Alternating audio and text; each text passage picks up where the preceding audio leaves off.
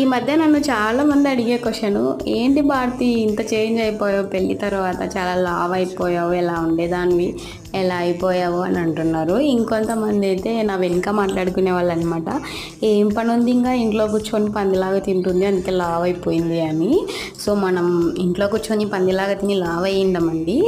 Pregnancy టైంలో మంచి healthy food తీసుకొని ఒక బేబీకి బర్త్ ఇవ్వడం వల్ల అది చాలా ప్రౌడ్ ఫీలింగ్ ఒక అమ్మాయిగా, ప్రతి ఒక్క అమ్మాయికి. సో మీరు ఎంకరేజ్ చేయకుండా పర్వాలేదు, కానీ ఒక అమ్మాయిని డిస్కరేజ్ చేయొద్దండి. ఎందుకంటే వన్స్ ఒక్కసారి లావ్ అయ్యాక వాళ్ళు సన్నగా అవ్వాలంటే అది వాళ్ళకు మాత్రమే తెలిసిద్ది వెయిట్ లాస్ అవ్వడానికి. సో ఏం పర్వాలేదు అమ్మాయిలు, మనకి రెగ్యులర్ పీరియడ్స్ వచ్చి మంచి హెల్దీ ఫుడ్ తీసుకొని కొంచెం డైట్ ప్లాన్ చేసుకుంటే ఆటోమేటిక్గా సన్నగా అయిపోతాము. సో ఎవరైతే మనకి ప్రెగ్నెన్సీ టైంలో తిను తిను అని చెప్తారో వాళ్ళే నువ్వు లావ్ అయిపోయావు అంటే ఆ ఫీల్ ఎలా ఉండిద్ది కదా, బాధగా. అంతే.